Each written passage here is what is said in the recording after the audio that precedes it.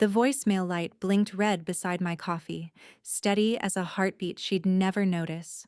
Still, I stirred the spoon slowly, listening to the silence my daughter once filled with excuses. As the steam curled upward, it smelled like hospital air, warm, sterile, and empty of care. While the cup cooled, I remembered the text she ignored. Just bring a blanket. The same hand that reached for help now signs her out of my will with calm precision. That's when I knew. Motherhood ends the moment mercy isn't returned. All right, before we dive into this crazy story, do me a favor. Subscribe and tell us where you're watching from.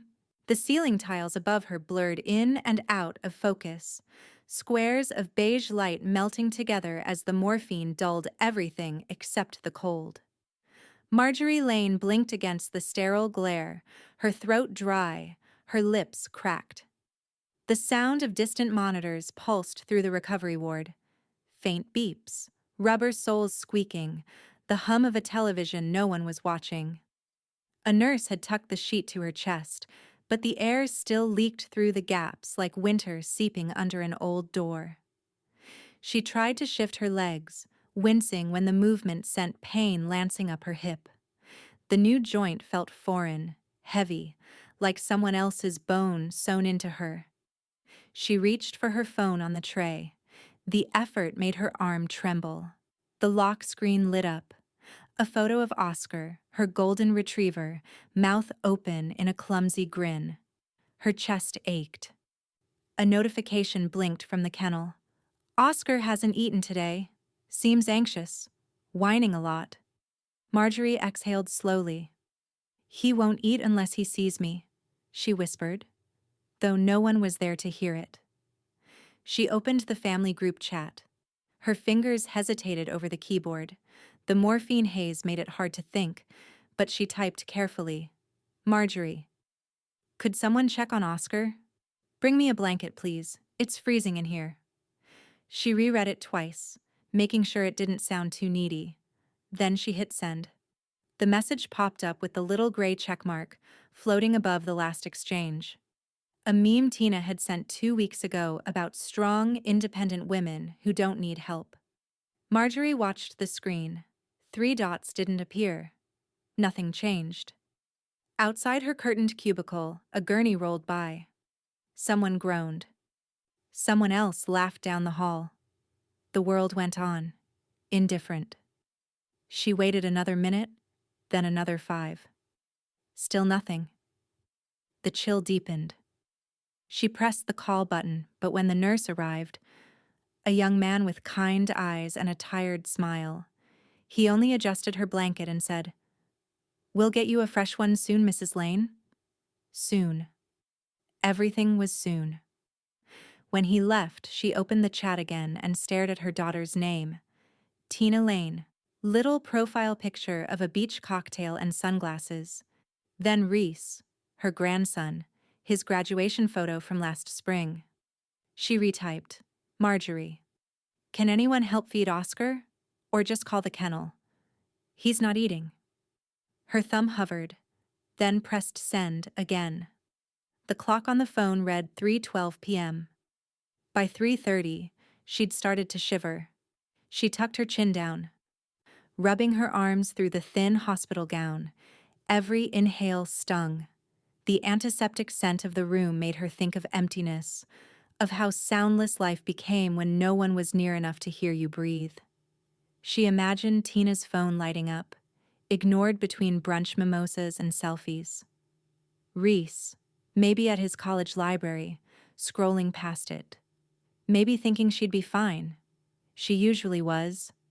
Her vision blurred again. She closed her eyes, drifting in and out of light sleep, until the nurse returned with a new blanket, thin but warm enough to stop her shaking. Better? He asked. She nodded. Yes, thank you. He smiled faintly. You don't have anyone local? Someone to bring things in? The question landed like a bruise. My daughter's in town, she said softly. She's busy. He hesitated. The way people do when kindness runs out of answers. Well, If you need anything, I'm here until 6. When he left again, the silence returned, thicker this time. She reached for the phone one more time, her hands trembling as she scrolled.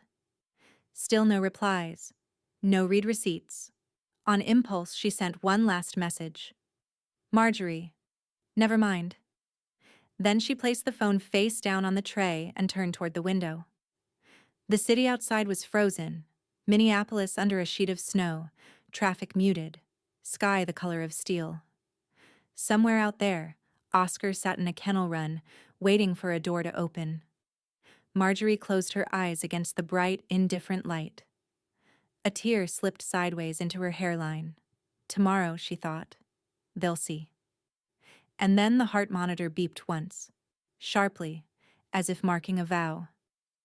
The next morning, sunlight crept through the half-open blinds, weak, gray, and filtered by frost. The snow outside hadn't stopped. It pressed against the windows in quiet drifts, the kind that muffled every sound and made the world feel sealed off. Marjorie blinked awake to the same mechanical rhythm of beeps, to the same IV line tugging gently at her arm. Her phone sat exactly where she'd left it, face down on the tray. For a moment, she let herself believe there might be a glow beneath it, a string of missed calls, a reply, something. She reached for it slowly. The screen lit up. Nothing. The timestamp on her last message glared back at her. 3:12 p.m. the day before. 24 hours had come and gone. A hollow stillness opened in her chest, something colder than the hospital air.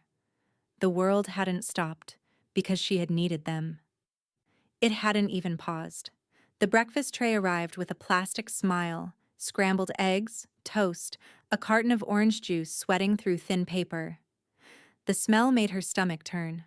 A volunteer, maybe in her early 20s, all optimism and bright blue scrubs, appeared at her bedside with a clipboard.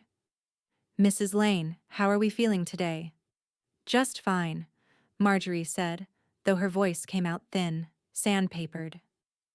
Let's get you sitting up for breakfast, okay? The girl adjusted the bed and slid a pillow behind her back, chatting about her nursing classes, about how she was only here on weekends.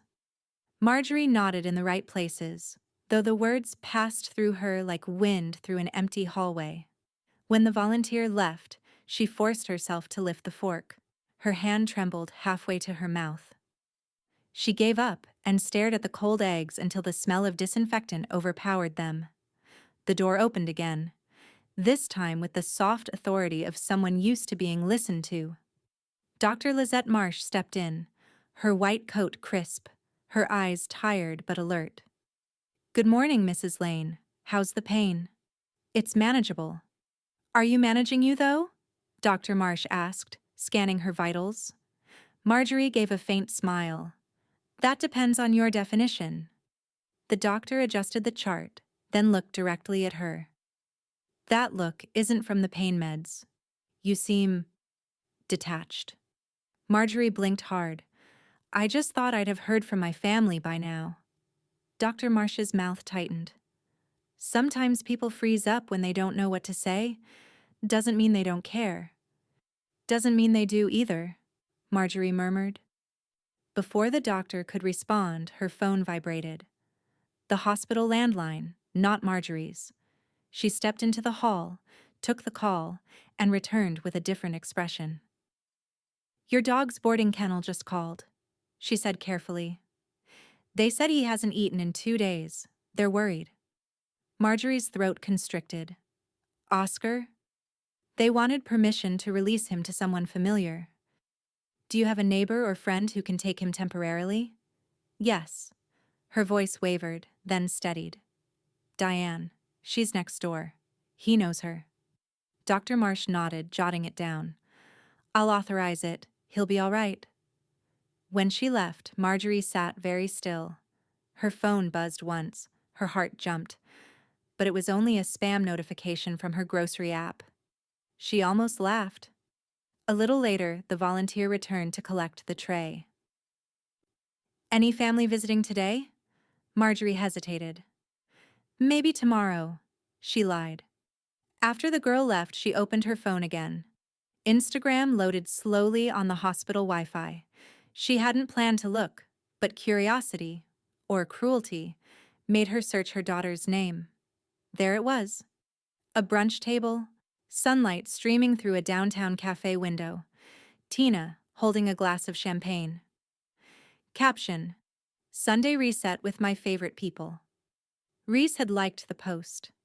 Marjorie stared at the screen until her reflection blurred into the image. Pale face, thinning gray hair, hospital gown stark against sterile white. A different kind of ache spread through her chest, heavier than pain, older than disappointment. She placed the phone down, this time carefully, as though setting something fragile she didn't want to see break. The monitor beside her beeped in quiet rhythm. Outside, a snowplow scraped down the street, slow, deliberate, uncaring. The silence pressed in, thicker than before. She turned her face toward the window again, whispering to the frost on the glass. "You hear me, don't you?" No answer came, just her own breath fogging the pain. And as the day dimmed into a flat gray evening, the phone screen lit up once more. Not from Tina, not from Reese, but from an automated message from the kennel confirming Oscar released to neighbor Diane as requested. Marjorie exhaled. A faint tremor of relief, or finality, moved through her. Then, softly, she said into the empty room, "At least someone's coming home." The discharge papers crackled in her trembling hands, a neat stack of bureaucratic relief. Marjorie signed the last page, the pen wobbling slightly in her grip. Her hip ached with every minor shift, but the ache was no longer her greatest discomfort. It was the quiet. The nurse, an older man this time, folded her blanket, placed it in a bag, and smiled as if that simple gesture could erase everything she'd endured. "Your neighbor's here to pick you up," he said. Marjorie nodded, the motion slow but steady. The walker stood ready beside her, silver metal gleaming under the fluorescent light. She gripped it and pulled herself upright. The room tilted briefly before settling back into focus. "Take your time," the nurse said softly. "There's no rush." There had been nothing but rush before. Appointments, meals, texts, errands, the kind of life filled with motion but not meaning. Now, every step felt deliberate. Each shuffle of her walker a quiet punctuation mark against the tile floor. Outside, the air bit at her face, sharper than she'd expected. Minneapolis in February, a wind that could scrape the soul clean. Diane's SUV idled at the curb, exhaust curling into the pale sky. When the passenger door opened, the sound that came next nearly broke her. Oscar barked once, then again, higher, desperate, joyous. His tail thudded against the seatbelt, golden fur pressed to the window.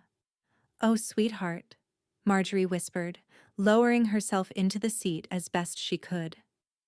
Oscar clambered across the console before Diane could stop him, pressing his head against Marjorie's chest, whining softly. "Careful," Diane said, laughing through tears. "He's been a mess without you." "So have I," Marjorie murmured, burying her face in his fur. He smelled faintly of snow and kennel shampoo, and under that, home. The drive back was short. Houses passed in blurs of white and gray, porches draped with icicles, mailboxes half buried in snowbanks. Marjorie stared out the window, her reflection faint in the glass. Pale, older, and newly certain. When they pulled into her driveway, Diane jumped out first to help her with the walker. The house looked smaller somehow, hunched beneath the frost. But as soon as the door opened, Oscar darted in, circling the living room with unrestrained joy before collapsing at the hearth. Marjorie smiled faintly. "He knows where warmth lives." "Are you sure you'll be okay on your own?" Diane asked, lingering in the doorway. "I've been okay on my own for a long time," Marjorie said, and for the first time. It didn't sound like pride. It sounded like truth. Diane nodded, reluctant, but trusting. Call me if you need anything. I'll check in tomorrow. When the door closed behind her, the house exhaled. Marjorie took her time crossing the floor, each tap of the walker echoing off the wood.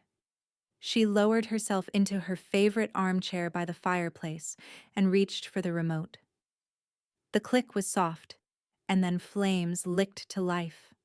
Orange and gold reflections dancing in Oscar's eyes as he rested his head on her slipper.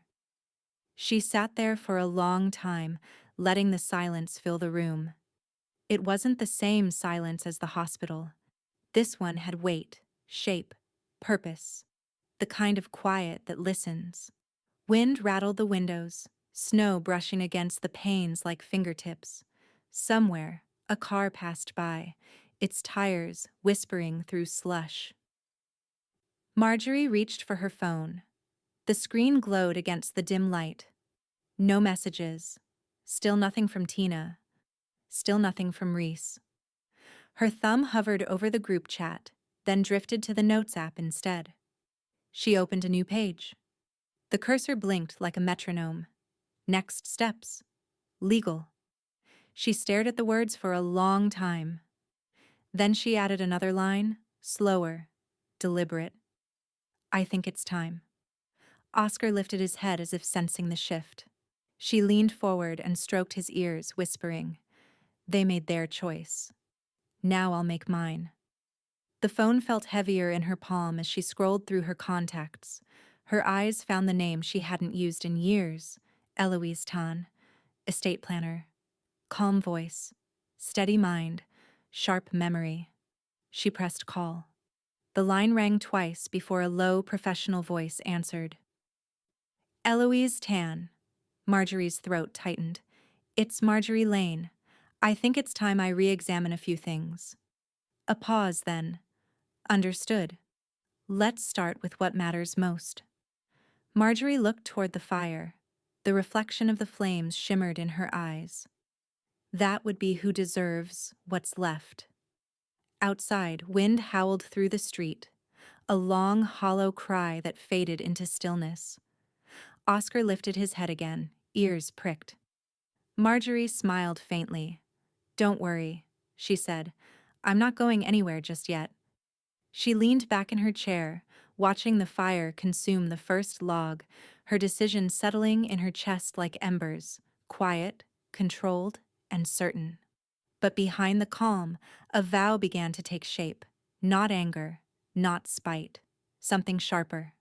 By the time the last flame flickered out, she knew exactly what she would do next. Morning came in shades of pale gray, the kind that made even firelight look tired. Marjorie sat at her kitchen table with a mug of tea that had long gone cold. The house was still, except for the ticking of the old clock above the pantry.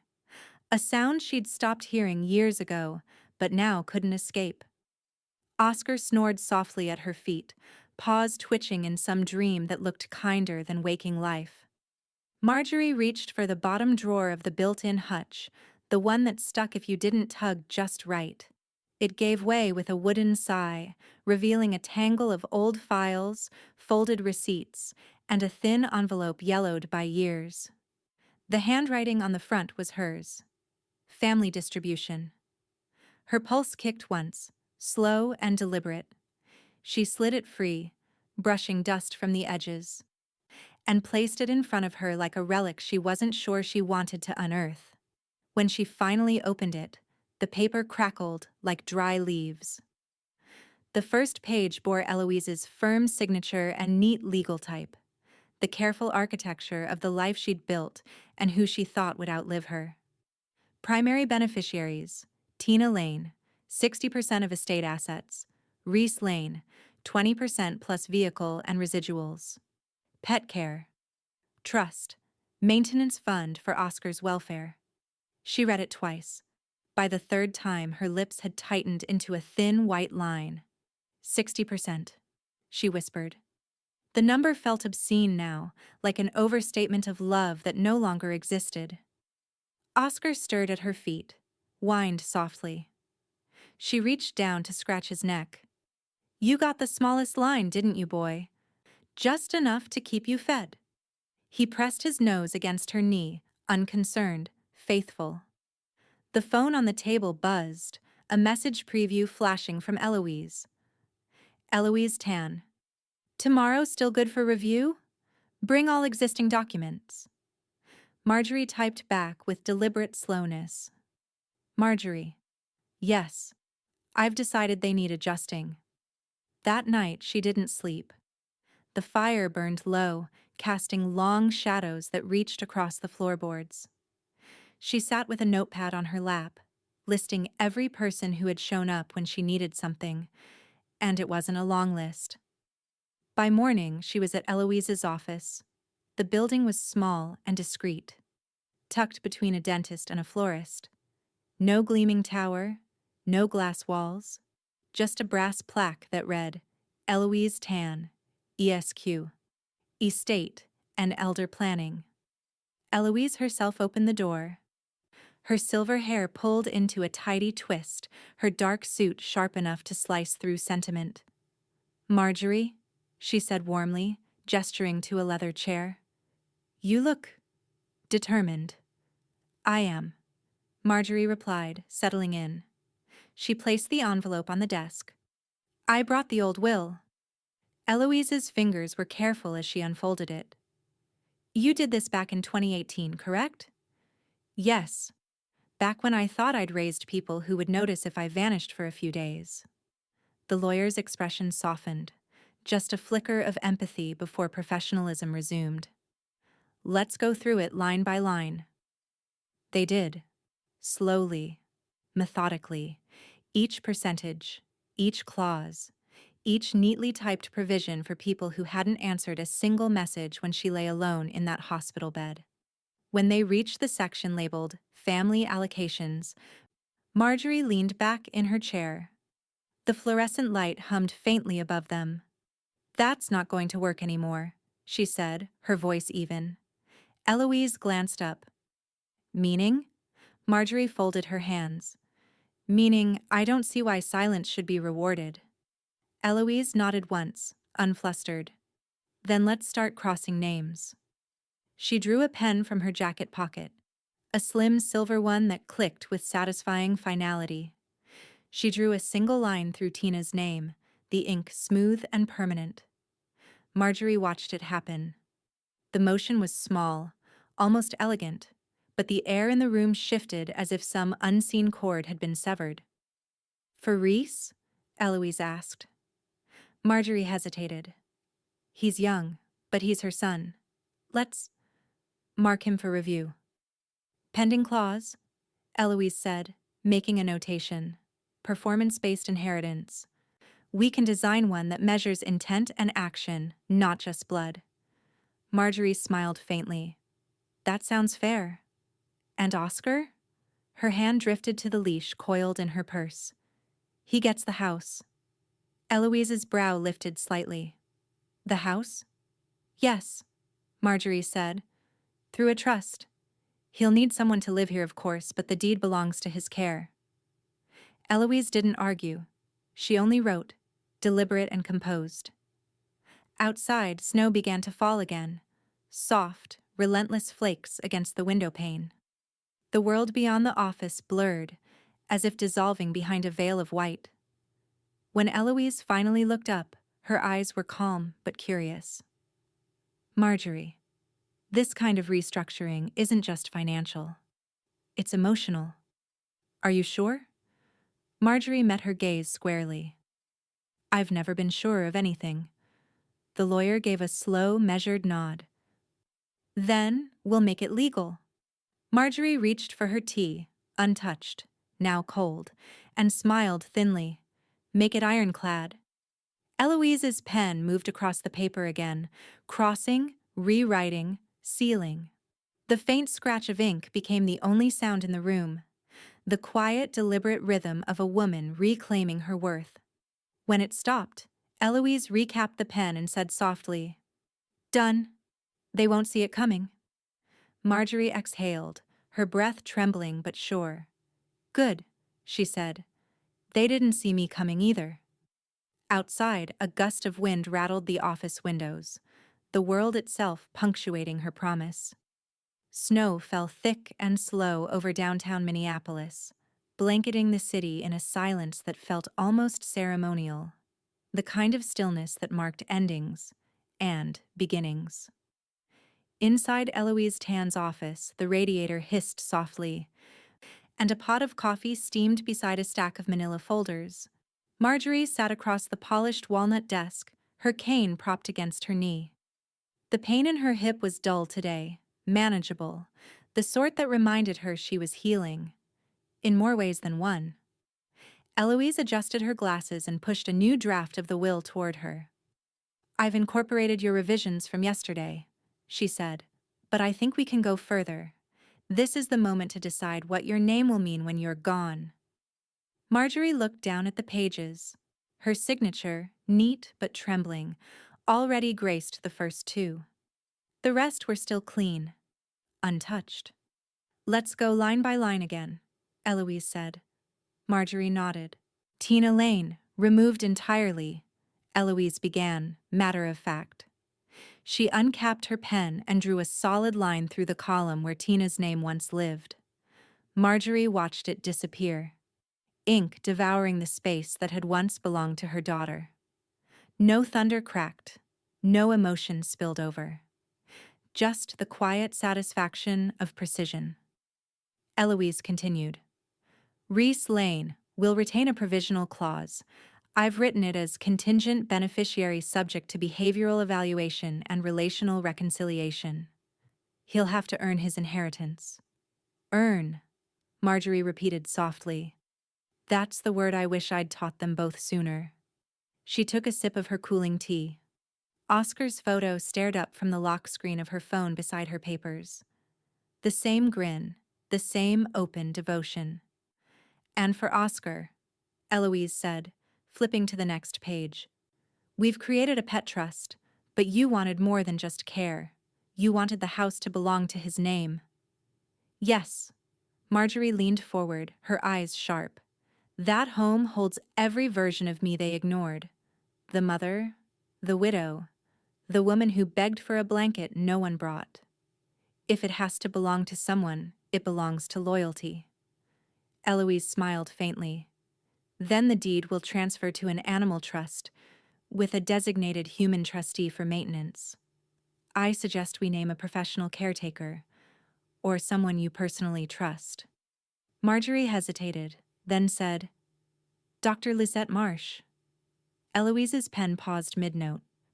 "Your surgeon?" "She's the only person who noticed when I disappeared behind hospital curtains," Marjorie said. "She didn't owe me anything, but she showed up anyway. That's more family than blood ever was."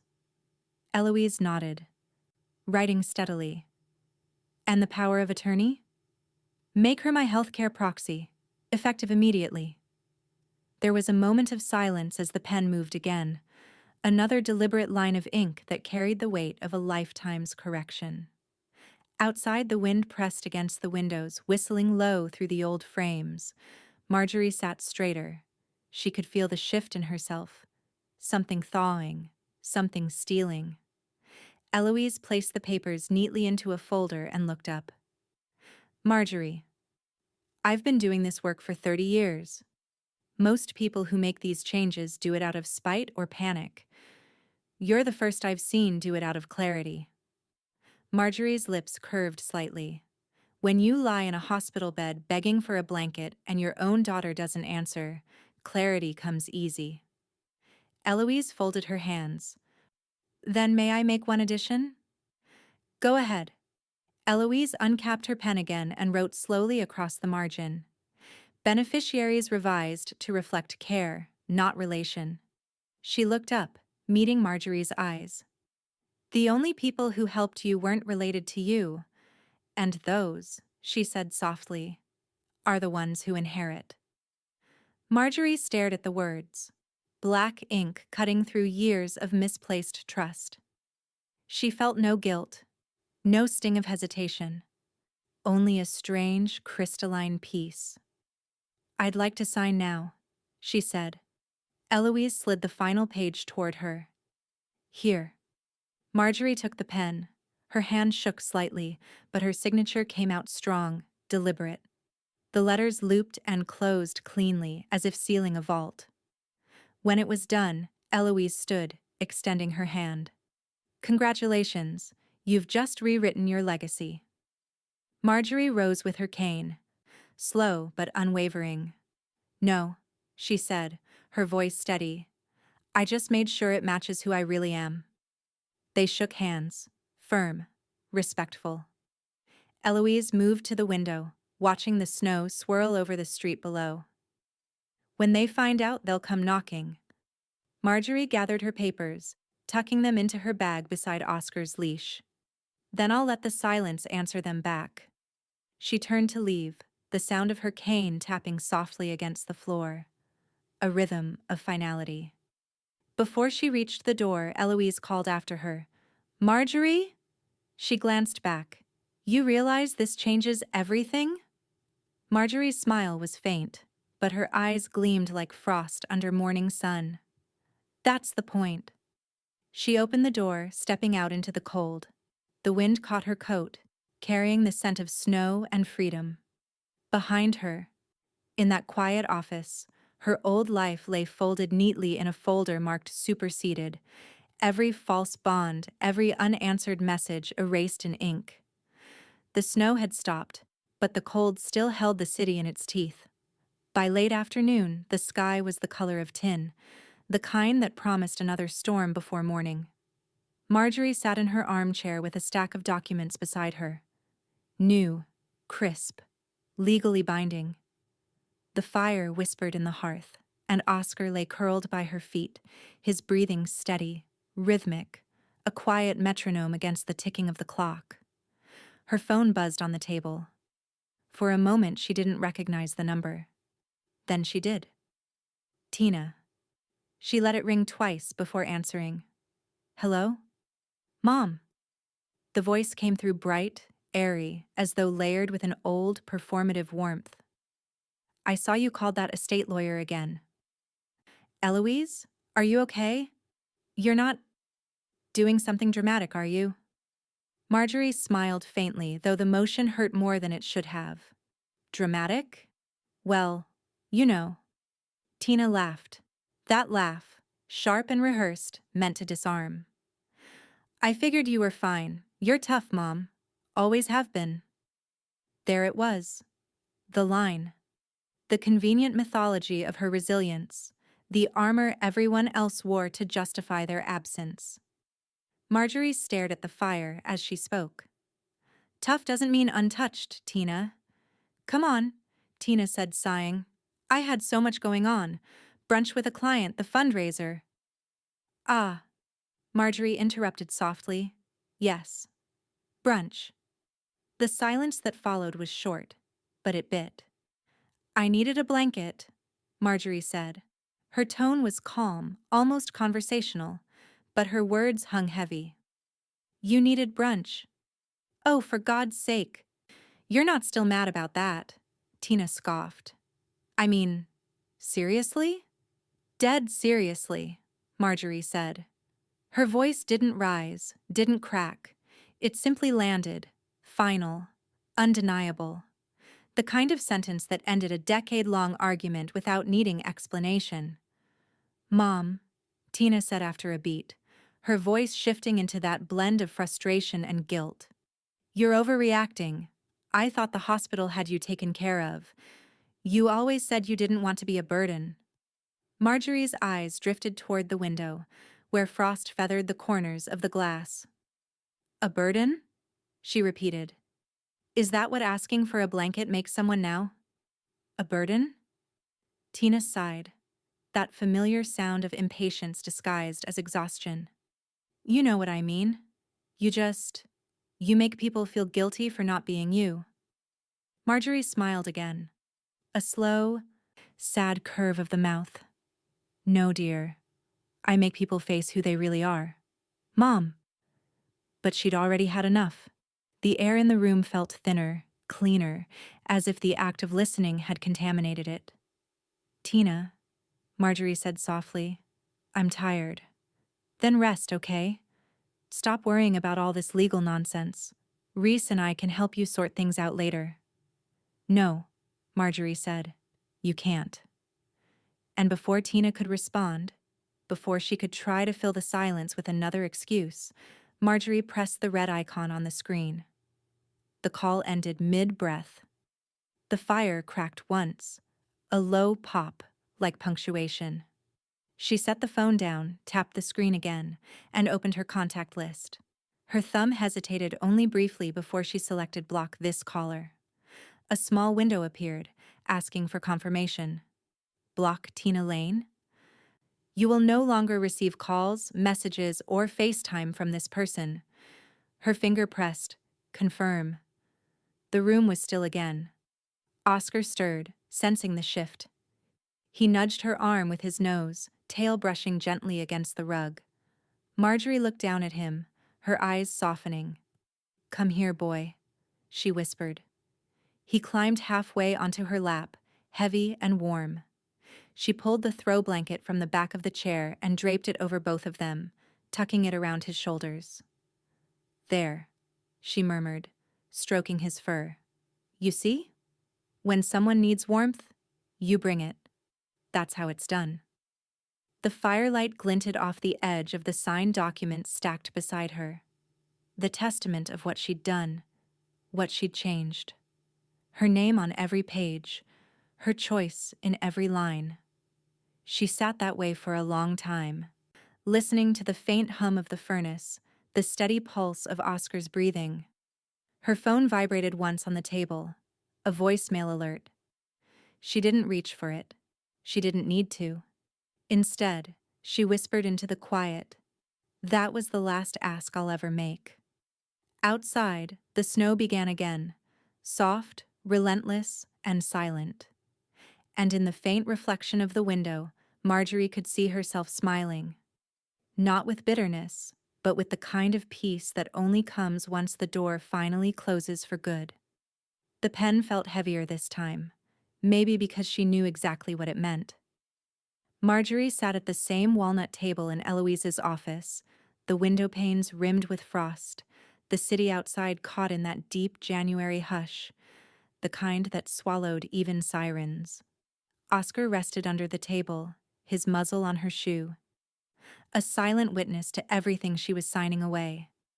Eloise adjusted the document stack between them. This one is different from your will, she explained, her voice steady but low, as though speaking something sacred.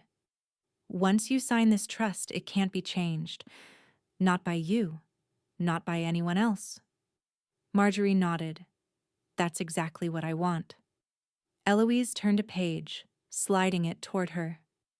The house, the accounts, the residual estate, everything moves into the trust's name. It's a shield. If anyone tries to contest it, they get nothing. No negotiations, no appeals. No second chances, Marjorie murmured, almost to herself. Oscar shifted beside her foot, letting out a quiet, sympathetic whine. She reached down, brushing her fingers through his fur.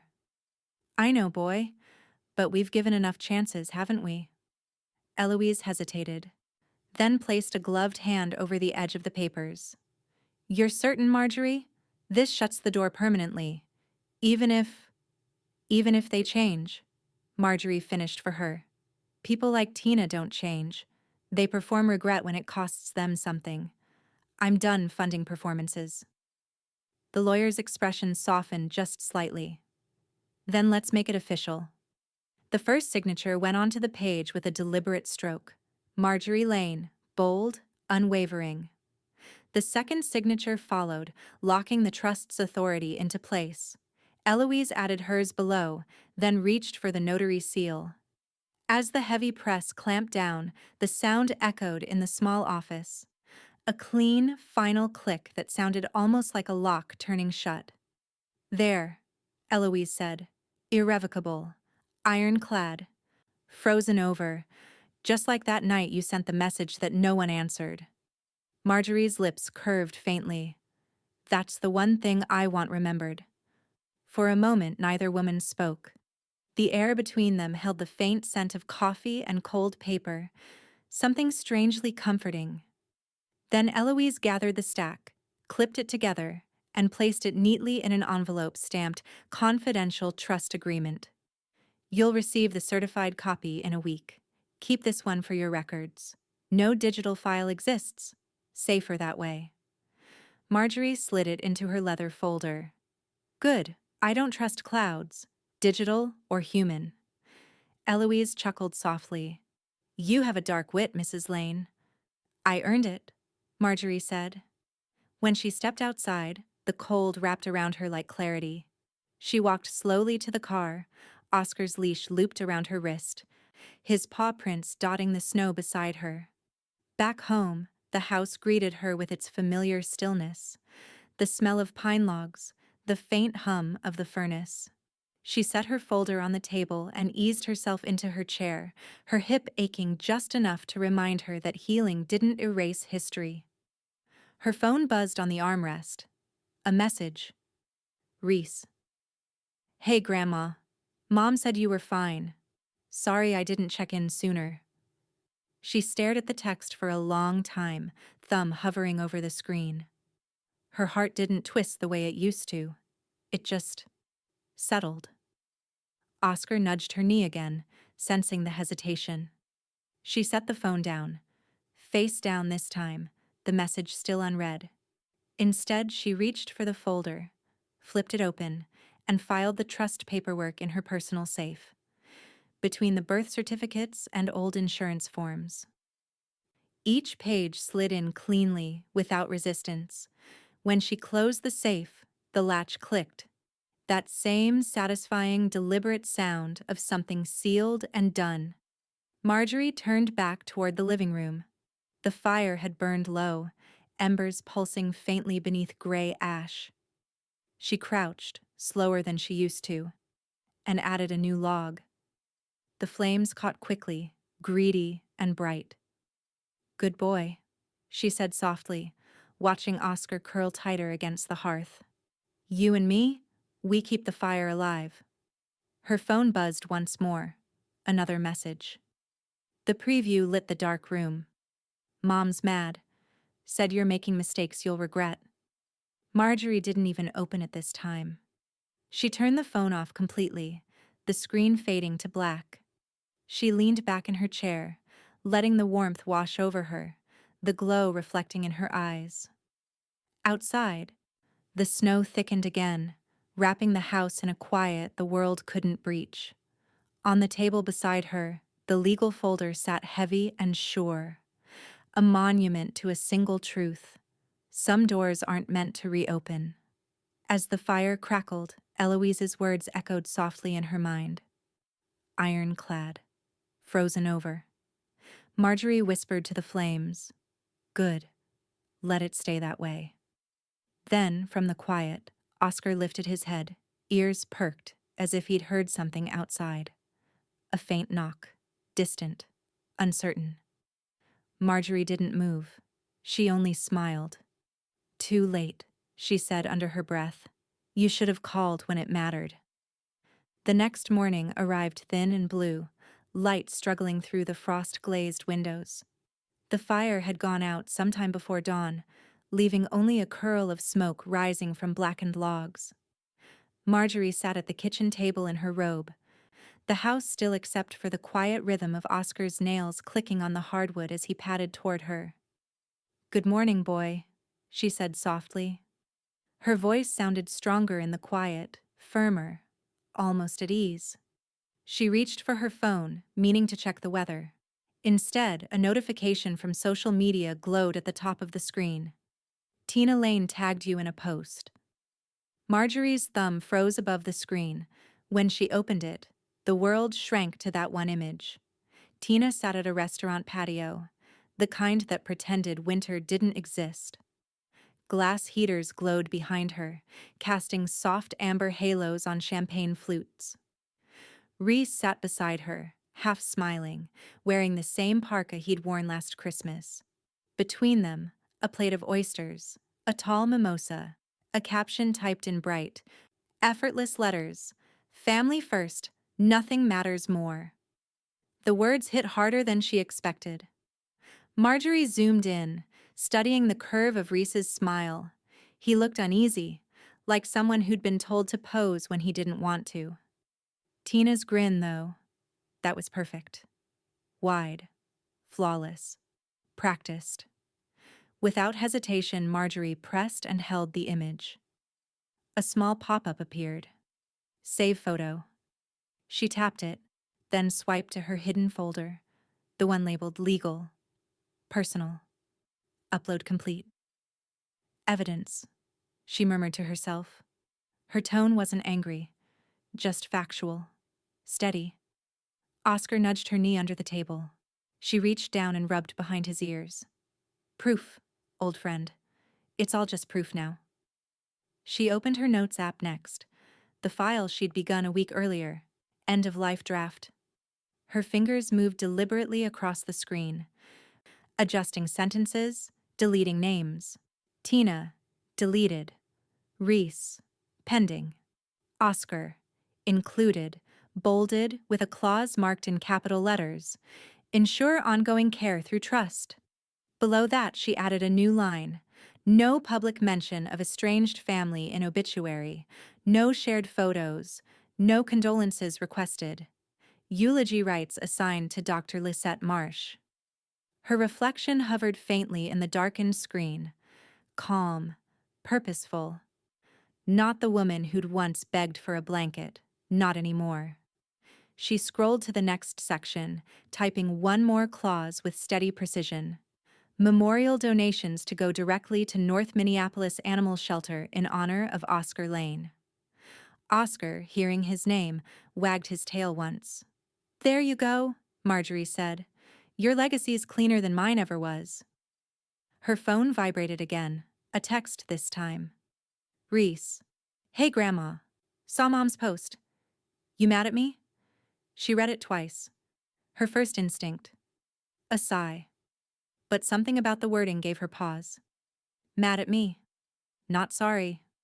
Not how are you. Just self-preservation, wrapped in guilt. She stared out the window, watching the wind lift soft spirals of snow across the porch. Then she typed slowly. Marjorie. Still deciding. 3 dots flickered at the bottom of the screen. Appeared. Disappeared. Appeared again. Then vanished for good. She locked the phone and set it face down. Her tea had gone cold, untouched. She carried it to the sink, poured it out, and rinsed the cup clean. The water ran steaming and bright, blurring the reflection in the window until it was just light and motion. When she returned to the living room, she found Oscar sitting upright by the fire grate, head tilted toward the safe across the room, the one that held the trust. His ears twitched. I know, she said, lowering herself into the chair. We're not done yet. She opened her notebook again, this time a physical one.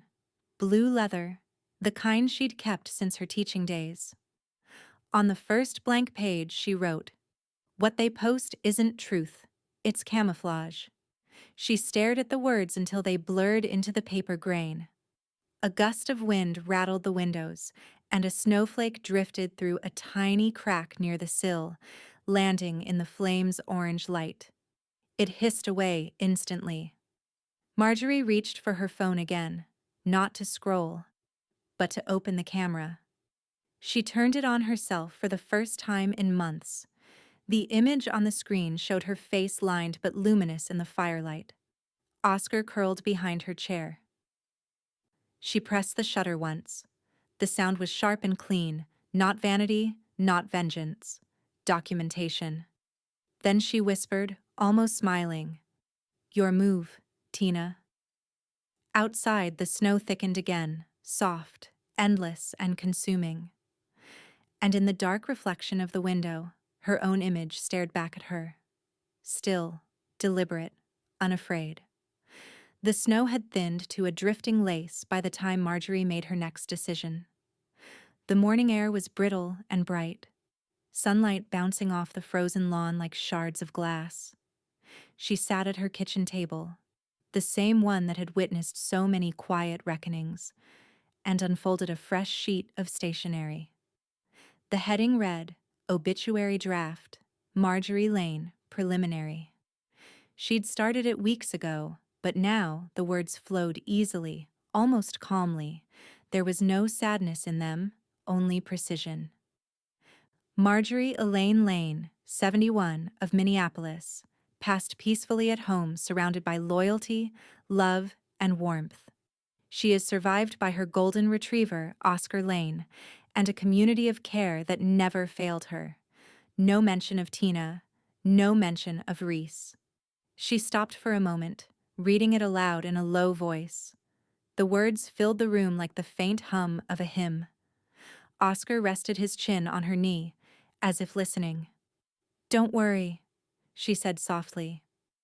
"They'll get the message." When she finished the draft, she slid it into a file folder labeled Final Affairs. Then she picked up her phone and dialed Dr. Lisette Marsh.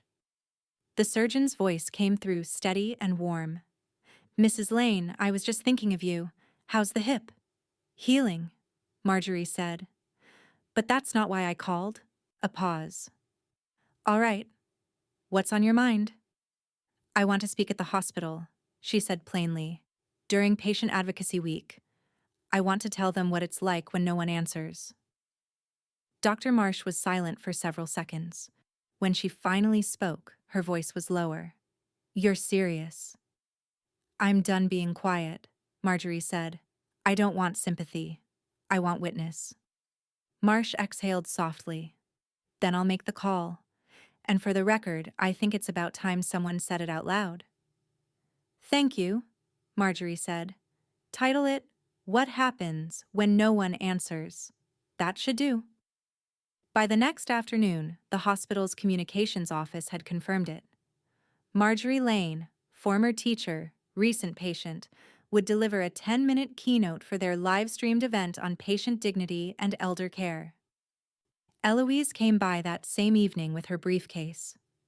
"You're really going through with this?" she asked, removing her gloves. "I am," Marjorie said, pouring tea. "And I want you to handle the release.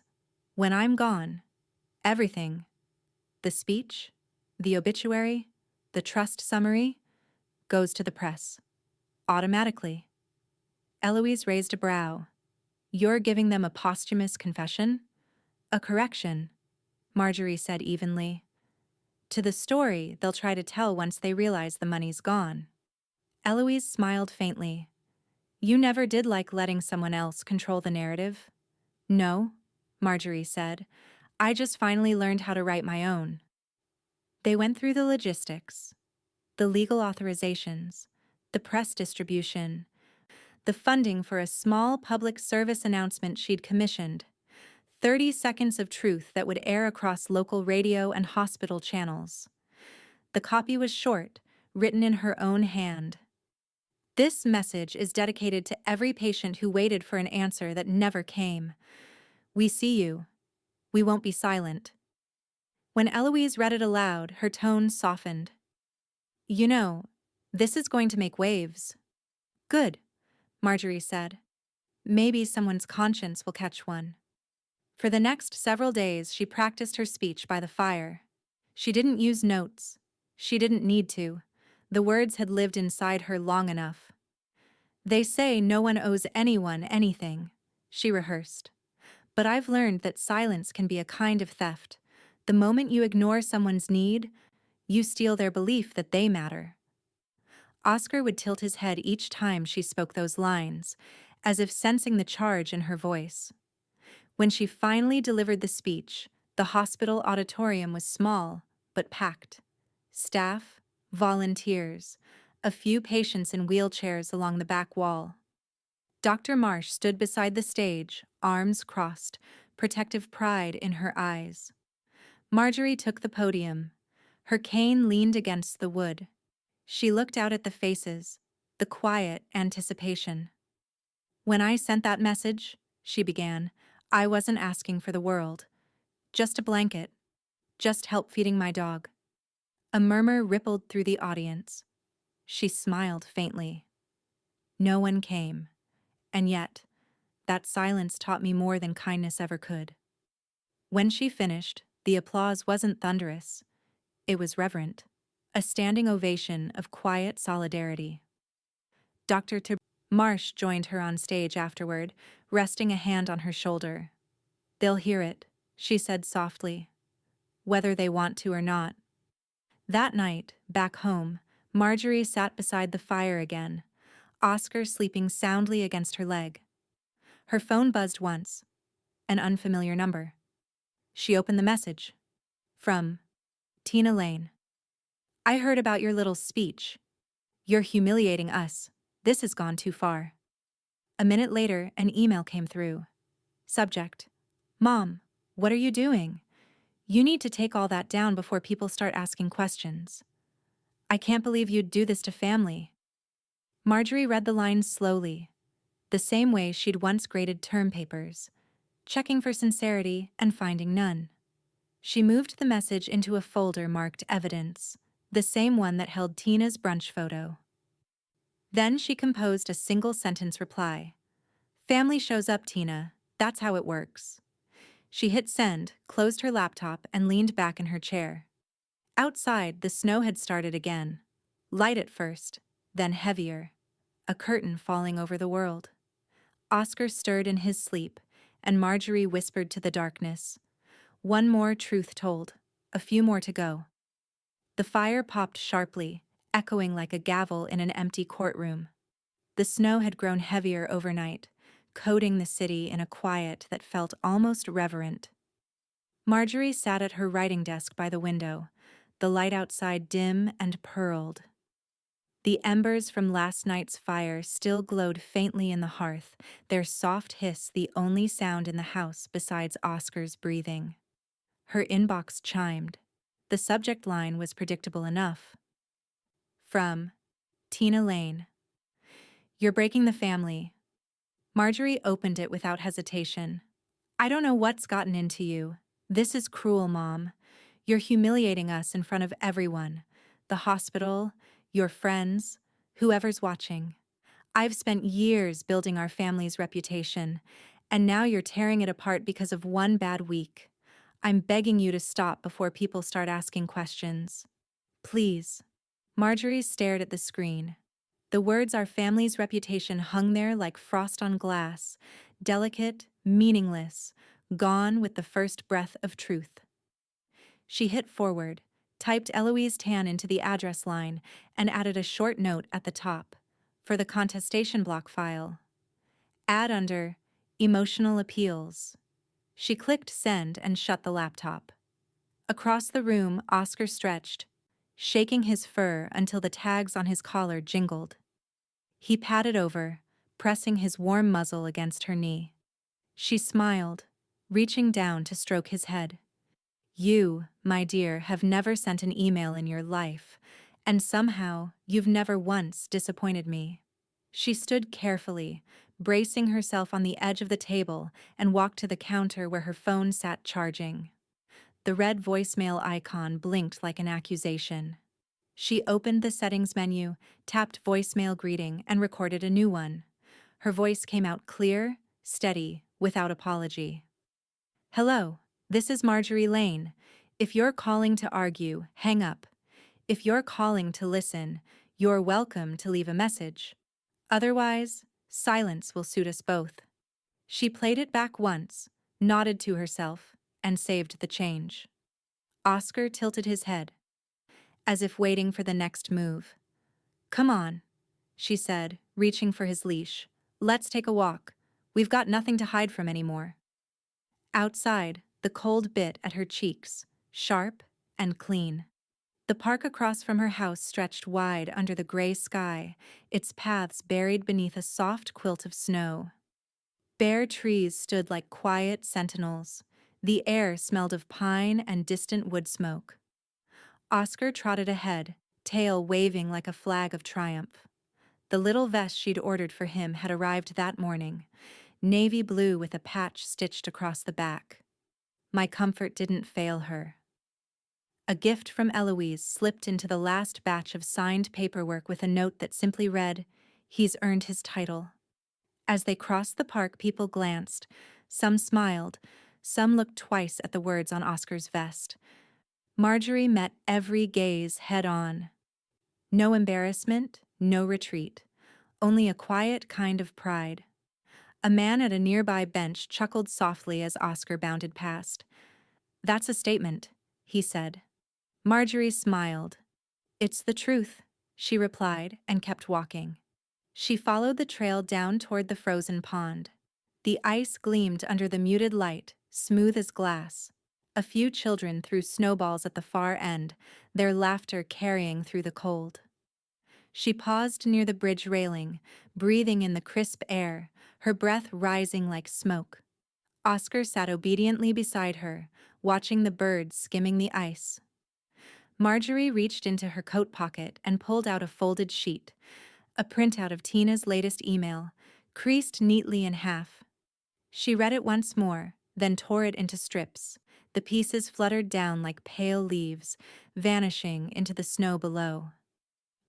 "Breaking the family," she said quietly, almost to herself. "No, Tina. I'm rebuilding one." She turned her face toward the wind, closing her eyes. For the first time in months, her chest felt light. Not empty, cleared. When she opened them again, the horizon was beginning to brighten. The faintest trace of sun filtering through the clouds. "Come on, boy," she said. "Let's leave footprints they'll have to follow." Oscar barked once, bounding ahead, his vest catching the light. Marjorie followed, her cane tapping rhythm against the path. Firm, confident, defiant. Back at home, as she brushed the snow from her coat, she saw the red notification light blinking again on her phone. Another email from Tina, the subject line half visible. "You've gone to..." Marjorie didn't even open it. She held the power button until the screen went dark. The house fell into quiet again, but this time, it wasn't loneliness. It was ownership. She hung up her coat, set her cane by the door, and looked out the window, where her footprints trailed through the snow like a declaration. In the distance, the wind swept over them, half burying the prints, but never fully erasing their path. "Let it cover what it wants," she said softly. "I still know where it leads." Oscar pressed against her leg, eyes half closed. Marjorie smiled and whispered, "They'll see soon enough." The knock came just after noon, soft, hesitant, almost apologetic. Marjorie had been sitting in her armchair reading through Eloise's latest letter about trust management updates, the kind written with legal precision and subtle reassurance. Oscar lifted his head first, ears pricking toward the sound. Marjorie looked up from the papers, her pulse steady. Few people knocked anymore. A pause followed, the kind that waits for permission. She rose slowly, her hips stiff from the cold, and made her way to the door. Through the frosted glass, a figure stood bundled in a dark parka, snowflakes clinging to the shoulders. A familiar shape.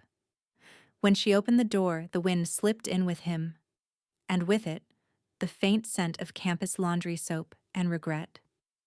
"Hi, Grandma," Reese said quietly. Marjorie didn't answer right away. She simply looked at him, at the face she used to kiss goodnight, at the eyes that once looked up at her with unfiltered trust. He was older now, sharper around the jaw, but the boy she'd known was still there. He held out a grocery bag with both hands.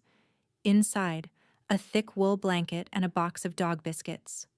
He cleared his throat. "I thought maybe Oscar could use these, and you could probably use the blanket." The words hung between them like fragile truce flags. Marjorie stepped aside. "Come in, Reese." He obeyed, brushing the snow from his boots before crossing the threshold. Oscar trotted over immediately, tail wagging, curiosity replacing suspicion. The moment Reese crouched, the old golden retriever pressed his head into his knee with a low, forgiving sound. "He remembers you," Marjorie said softly. Reese smiled faintly, running a hand over Oscar's fur. I didn't know how bad it got, he said. His voice cracked around the edges. She lied, Grandma. Mom said you were fine. Said the hospital had you taken care of, that you didn't need us. Marjorie studied him for a moment. His sincerity was unpolished, his guilt unperformed. He looked like someone who'd seen the truth too late and was still reeling from it. I know, she said simply. He looked up, startled. You do? I knew she'd lie. What I didn't know, Marjorie said, her voice measured, was whether you'd ever ask for yourself. Reese's eyes dropped. I should have. Yes, she said. You should have. The fire cracked once in the hearth, punctuating the quiet. Snow tapped softly against the window. Oscar shifted his weight, resting his chin on Reese's foot. The gesture so natural, so unforced, that it seemed to absolve him in ways words couldn't. They sat like that for a while. Marjorie in her armchair, Reese on the floor beside the dog, both watching the flames dance in the grate. I've been watching your speech, he said finally, the one at the hospital. I didn't know you could talk like that. So calm, so fierce. Marjorie's lips curved faintly. I had a lot of practice being unheard. When people finally listen, you learn to make it count. Reese nodded, rubbing the back of his neck. Mom's furious. She says you're trying to punish us. She's wrong. He looked up again. I'm not punishing anyone, Marjorie continued. I'm protecting what matters. Reese's gaze lingered on the folder resting on the side table. The one labeled Trust Documentation. His throat worked as he swallowed. Is there anything left for me to make right? Marjorie didn't answer immediately. She leaned forward, the firelight painting gold across her face. You're still out, she said, but not permanently. The hope in his expression flickered, faint, cautious, but real. What do I have to do? Her eyes softened. Live differently. Show up when someone calls for help. It's simpler than people think, but harder than they want it to be. Reese nodded, his voice low. I can do that. We'll see.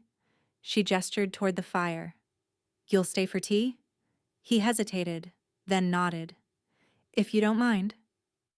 Marjorie stood, moving to the kitchen with her slow, deliberate steps. As she filled the kettle, she caught sight of their reflection in the glass. Her grandson seated cross-legged by the fire, Oscar leaning into him as though guarding his place there. It struck her then. Forgiveness was not a moment, but a trial. Quiet, conditional, and earned in increments. When she returned with 2 mugs, the house felt different. Not warmer exactly, but lighter, as if some small part of the winter had lifted its weight from the rafters. Reese took the cup with both hands. Thank you, he said. Marjorie nodded. You're welcome. For now. They drank in silence, steam rising between them. Outside, the storm had slowed to a hush. Beyond the window, a figure moved at the end of the driveway. A woman's silhouette, pacing once, then retreating toward the street. Tina. Marjorie's jaw tightened, but she said nothing. She watched her daughter vanish into the whiteness, then turned back toward her grandson. Finish your tea, she said calmly. We'll talk about next time. Reese nodded again, guilt softening into gratitude, and as the firelight glowed around them, Marjorie's eyes caught the faintest reflection of movement, a shadow at the edge of the window pane, watching, waiting.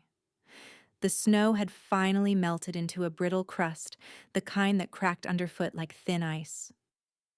Morning light stretched across the hardwood floor of Marjorie's living room, revealing the dust motes that spun lazily in the air, quiet witnesses to another kind of reckoning.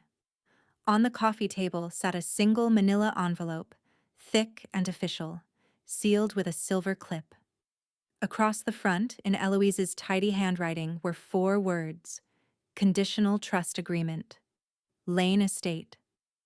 Marjorie sat on the couch, posture straight, expression unreadable. Oscar lay curled at her side, his head resting on her thigh. The fire burned low, its light steady but subdued, as though it too were listening. Reese stood by the door, hat in hand. He looked like someone walking into a courtroom he didn't quite belong in. "Come in," Marjorie said, her tone gentle but firm. "We'll keep this simple." He nodded, closing the door behind him. His eyes flicked to the envelope. "That for me?" Marjorie's lips curved faintly. "That depends on how you read it." Before he could respond, another knock sounded. Eloise entered, her presence calm, professional. She greeted Marjorie with a brief smile, then turned to Reese. "You must be the grandson I've heard so much about." Reese flushed slightly. "I'm afraid not all of it's good." Eloise smiled faintly. "That's why we're here, isn't it?" A moment later, the door opened again and Dr. Lisette Marsh stepped in, her hair pulled back, her white coat replaced with a dark wool one. She carried a clipboard and a kind of quiet authority that filled the space. "Afternoon, Mrs. Lane," she said. Then to Reese, "I thought you might like a little accountability present." Reese blinked. "You're here for this too?" Dr. Marsh nodded. "Witness and healthcare proxy. Your grandmother doesn't do anything halfway." Marjorie gestured toward the table. "Let's begin then." Eloise took her seat across from them, opening the envelope and sliding a stack of papers neatly into view. The crisp sound of the documents filled the room. Sharp, deliberate, final. "Mr. Lane," Eloise began, "this is a conditional trust addendum. It outlines specific terms under which your inheritance may be reconsidered." Reese swallowed hard. "Terms?" "2 years of volunteering," Marjorie said. "At the North Minneapolis Animal Shelter. Minimum 20 hours a month. That's where Oscar's donation fund goes. You'll help build what that money creates." Reese nodded slowly. "I can do that." "No financial requests," she continued. "From me, from the trust, from Dr. Marsh, from Eloise. Not a single one. You stand on your own 2 feet. If I hear otherwise, the clause dissolves." He nodded again, quieter this time. "And," she said, her eyes meeting his, "you visit. Once a month. In person. No phones, no posting. Just you, me, and time." The room went still. Even the fire seemed to pause, its rhythm syncing with the silence. Reese looked at the paper, then back at her. "That's all?" "That's everything," Marjorie said. Eloise turned the final page toward him. "If you agree, sign here." Reese picked up the pen, his hand trembling slightly. He read the paragraph twice, lips moving silently. Then he signed. The sound of ink on paper was small, but resonant, like a key turning in a long-locked door. Eloise slid the papers toward Marjorie, who added her own signature beneath his. Slow, steady, absolute. Dr. Marsh took the clipboard, her eyes on Reese. "He means it," she said quietly, nodding once. "I can tell." Marjorie exhaled softly. "Time will tell," she replied. Oscar stirred, sensing the tone shift, and placed one paw gently on Reese's knee. The gesture broke something in the air. A tension too fine to name. Reese smiled for the first time, a real one, small, but warm. "Hey, buddy," he whispered, scratching behind Oscar's ear. "Guess we're both on probation, huh?" Eloise closed the folder, her professional tone returning. "That's all then. Dr. Marsh and I will file this copy with the trust office tomorrow." Marjorie nodded. "Thank you both." The two women exchanged a knowing glance, the quiet kind shared between people who've witnessed a promise being tested, not just spoken. As they gathered their coats, Reese stood and extended a hand toward his grandmother. She took it, her grip firm, steady. "I won't waste this chance," he said. "You'll prove that by not saying it again," she replied, but there was no sting in her voice, only truth. When the door closed behind Eloise and Dr. Marsh, the house felt different. Not just quieter, but charged, like something had shifted in its bones. Marjorie turned toward the fire, then back to Reese. Tea? He smiled faintly. Sure. She moved to the kitchen, cane tapping in slow rhythm against the tile. Reese knelt by Oscar, whispering something that made the old retriever wag his tail in approval. In the other room, Marjorie filled the kettle and let her thoughts settle like ash after a storm. She had drawn her boundaries, built her proof, set her test. Now, for the first time, she realized she was ready. Not for war, but for peace that had to be earned. From the doorway, Reese's voice drifted in, soft and uncertain. Grandma. Yes? Do you ever think she'll understand?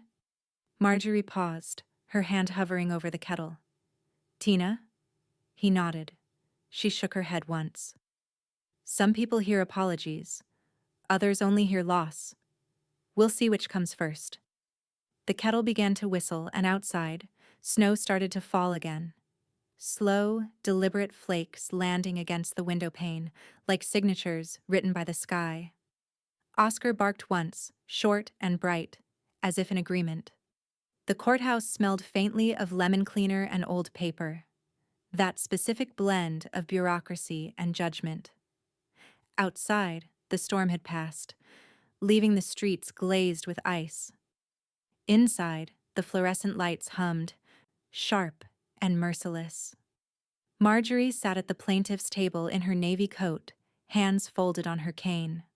Oscar wasn't allowed inside, but his absence pressed at her like a missing heartbeat. Eloise sat beside her, calm and immovable, a stack of bound documents before her like ammunition. Across the aisle, Tina fidgeted, her expensive coat draped across her chair, her hair immaculate in that brittle, too-perfect way that suggested panic disguised as control. Reese sat behind her, silent. Not beside her, behind her. The courtroom doors closed with a hollow thud. Judge Harriet Klein adjusted her glasses, flipping through the case file with deliberate precision. All right, let's review this again for the record, she said. We're here regarding the contestation of the Lane Trust and will revision, filed by Ms. Tina Lane against her mother, Marjorie Lane. Tina stood quickly, voice trembling with urgency. Your Honor, I'm not contesting the right to make changes. I'm contesting why they were made. My mother wasn't in her right mind when she did all this. She'd just had major surgery. She was under emotional distress. Eloise didn't even glance at her. With respect, Your Honor, she said smoothly. Mrs. Lane was in full mental and legal capacity at the time of every signing. The witness list includes a physician, Dr. Lisette Marsh, and 2 licensed attorneys, including myself. There are also audio recordings verifying her statements of intent. The judge's gaze shifted to Marjorie. Mrs. Lane, can you confirm this? Marjorie met her eyes steadily. I can. Every decision was mine, made freely, and I have the messages and recordings to remind me why. Tina exhaled sharply. You're using one text message, one mistake, to ruin your own family? Marjorie's tone was even, but cold. No, dear. I'm using a lifetime of silence. A murmur rippled through the back of the courtroom. Reese looked down at his hands. The judge cleared her throat. Ms. Tan, you mentioned recordings? Eloise nodded. Submitted as Exhibit C through G audio of Mrs. Lane's directives, hospital transcripts, voicemail logs, and authenticated text message history. Judge Klein nodded. Proceed. The clerk pressed play. First came Marjorie's voice, steady, tired, but lucid. Could someone bring me a blanket or help me feed Oscar? Then came the silence, the long, digital stillness of unanswered need. Next, a hospital nurse's voice. You don't have anyone local? Followed by Marjorie's faint reply. My daughter's in town. She's just busy. The sound of her own voice filled the room like a haunting. When the recording stopped, the silence in the courtroom was deafening. Judge Klein leaned back. "I think that's sufficient." Tina stood abruptly. "That doesn't prove anything. She's twisting this. She's angry. She's lonely. And she's punishing me for not being perfect." Reese's voice cut through, quiet but firm. "She's not punishing you, Mom. She's just done waiting for you to show up." Tina turned, her face breaking. Disbelief, betrayal, something wild and unfinished. "Reese." But he didn't meet her eyes. The judge's gavel came down softly once, not to silence, but to anchor the moment. "I've heard enough," she said. "Mrs. Lane was competent. The documents are airtight. The evidence reflects clear intent and no coercion." She adjusted her glasses, looking directly at Tina. "What I see here isn't neglect of the law. It's neglect of love. And that's not something a court can undo." Tina's knees buckled slightly as she sank back into her chair. "Please," she whispered. "She's my mother." Marjorie's expression didn't waver. You remembered that word too late. The judge's final ruling was swift. Motion denied, contestation rejected. Further legal challenges from Miss Lane are barred by clause and court order. Case closed. The gavel struck again, sharp as glass. Reese stood slowly, glancing toward his grandmother. She gave a small nod, not of triumph, but of closure. Then she rose, her cane clicking softly on the tile as she walked out. Outside, the air was bitter and brilliant. Eloise joined her on the courthouse steps, tucking her gloves on. "It's all done," she said. "She can't touch it. Not the trust, not the will, not the home." Marjorie drew in a breath, exhaled steam. Good. Let silence do what words couldn't. Reese came out a moment later, looking uncertain, almost boyish again. "You okay?" Marjorie gave him a small smile. "Better than I've been in years." He nodded once, glancing back through the courthouse doors, where Tina still sat inside, shoulders shaking, head bowed. They didn't speak of her. Not then. Not ever again. Later, at home, Marjorie lit the fire herself. The flames flared to life easily, obediently. Oscar curled beside her, head heavy on her slipper, warmth radiating against her ankle. She watched the blaze for a long time before speaking. "You know, boy," she said softly, "justice isn't loud, it's just steady." The clock ticked. The fire hissed. Eloise's words echoed in her head. "She can't touch it." Marjorie reached for her phone, scrolled to the last unread message from Tina. "I'll fight this." "You'll see." She hit delete. Then she whispered into the crackling light. "You already did, sweetheart, and you lost." Outside, the first flakes of a new storm began to fall, drifting softly against the window pane. And for the first time since the hospital, Marjorie closed her eyes and slept. Not out of exhaustion, but peace. The morning after the verdict, the house felt unnaturally still, a silence so complete it seemed to hum. The snow had stopped falling during the night, and the light that spilled through the kitchen windows was sharp and cold, the kind that made everything look a little too honest. Marjorie sat at her desk by the window, a steaming cup of coffee beside her and a blank notebook open in front of her. The pen hovered over the first page for several seconds before she began to write. The first line came easily, unfiltered, unedited. "The cold was the first thing I felt." She paused, watching her own handwriting, slow, deliberate, almost elegant in its precision. Then she continued. "It wasn't the kind of cold that seeps through walls or blankets. It was the kind that settles in the space where someone should have stood."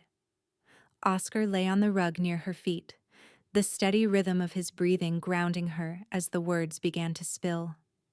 She wrote about the hospital, about the smell of antiseptic and the hum of machines that pretended to care, about the way her text message had glowed on her phone screen, small, polite, pleading, and how no one had answered. I had asked for a blanket, not salvation, not a miracle, just warmth. The pen didn't shake. The anger had burned away months ago, leaving only clarity. She wrote about Oscar's empty kennel and the way the nurse's question, "You don't have anyone local?" had felt like an autopsy of her own worth. She wrote about the silence that followed, how it had taught her more than the noise of family dinners ever had. It's strange.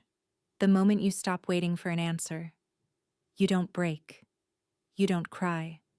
You simply fold into yourself and understand that love, like faith, is only real when someone shows up. By noon, 5 pages were filled. She stopped only when her hand began to ache. She took a sip of her coffee, now lukewarm, and leaned back in the chair. Her gaze drifted to the framed photograph on the desk. Oscar as a puppy. Muddy paws and uncontainable joy.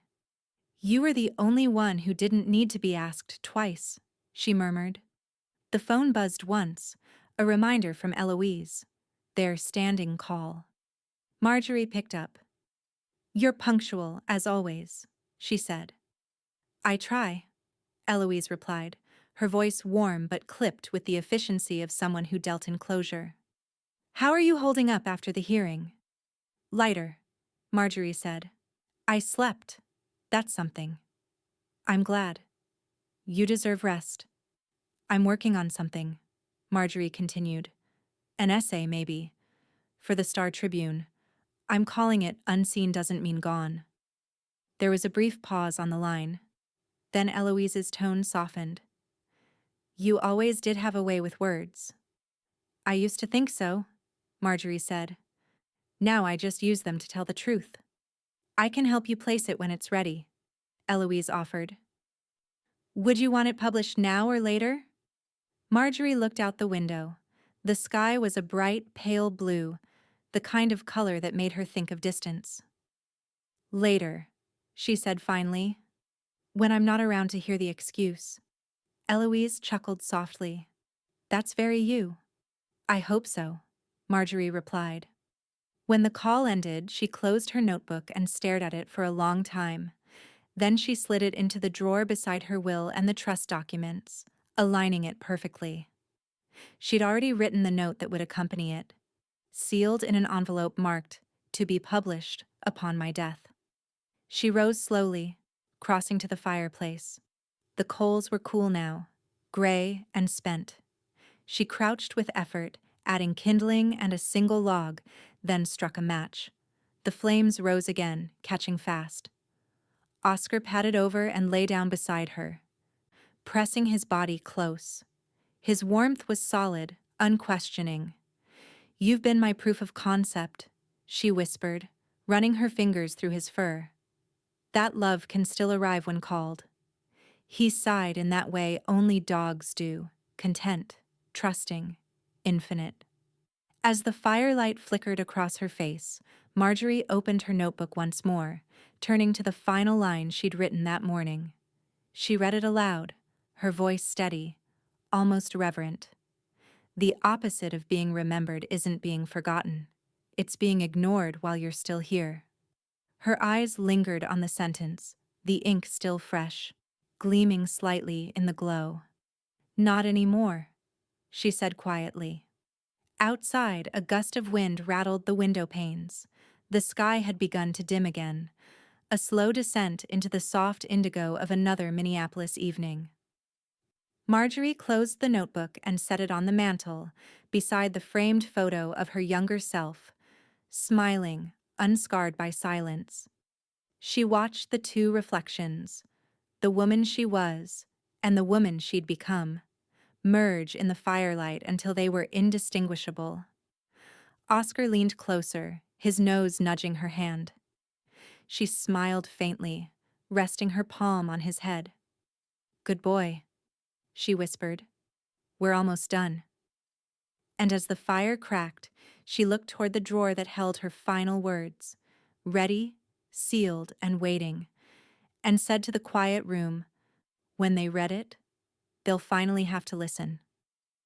Spring came slowly that year, more like a surrender than a season. The ice retreated from the gutters one drop at a time, and the sidewalks emerged pale and slick, as if reluctant to be seen again. Marjorie sat by the window in her living room, a wool shawl over her shoulders, Oscar at her feet. The house was quiet, save for the tick of the clock and the faint creak of the old pipes thawing in the walls. Her phone buzzed once on the table beside her. A single text. Reese. Can I come by? Do you need anything? She stared at it for a moment, her thumb hovering over the keyboard. The sunlight caught the rim of her glasses, glinting. Then she typed. Slowly, deliberately. Marjorie. Yes. And a blanket. The same words she had sent once before. Unchanged. But this time, she knew they would be answered. By the time the knock came, the light outside had turned honey soft, the kind that made even the air feel patient. Oscar's tail began to thump before Marjorie could rise. When she opened the door, Reese stood there, bundled in his parka, cheeks flushed from the cold. He held a thick gray blanket folded neatly over one arm and a small brown paper bag in the other. From the bakery, he said. Still warm. Marjorie smiled, stepping aside. Then come in before it's not. He set the bag on the table and unfolded the blanket, draping it gently across her lap.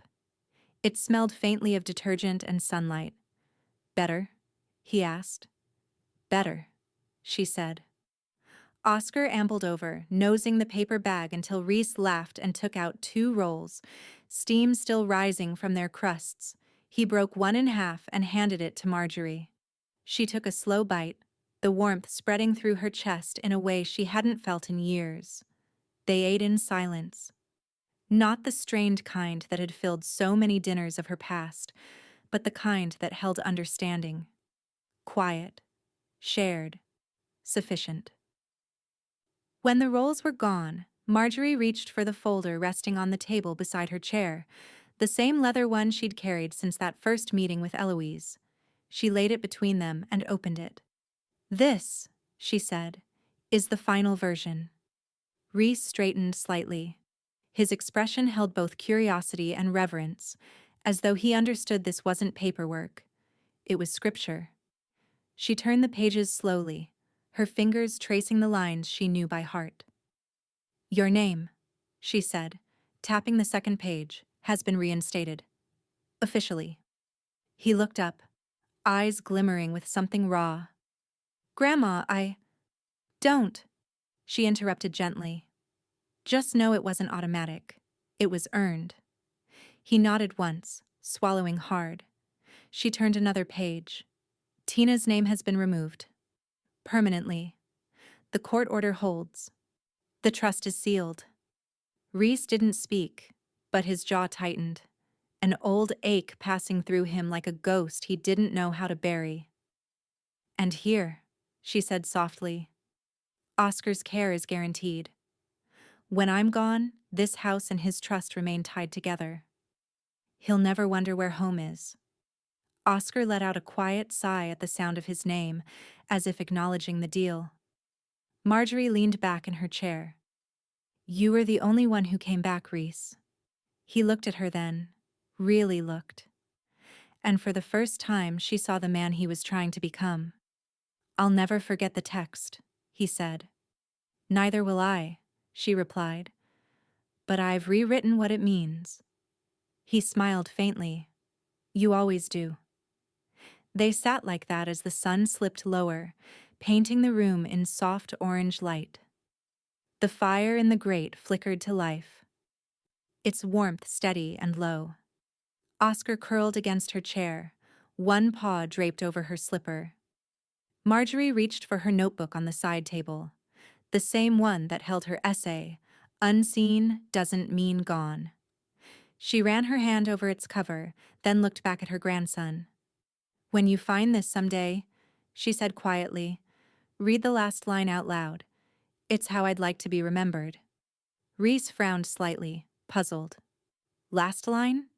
She smiled, tired but sure. You'll know it when you see it. He didn't press her. Some things didn't need explaining. As evening deepened, Reese stood to leave. He folded the blanket back over the arm of her chair and she reached out, resting a hand over his. Keep showing up, she said.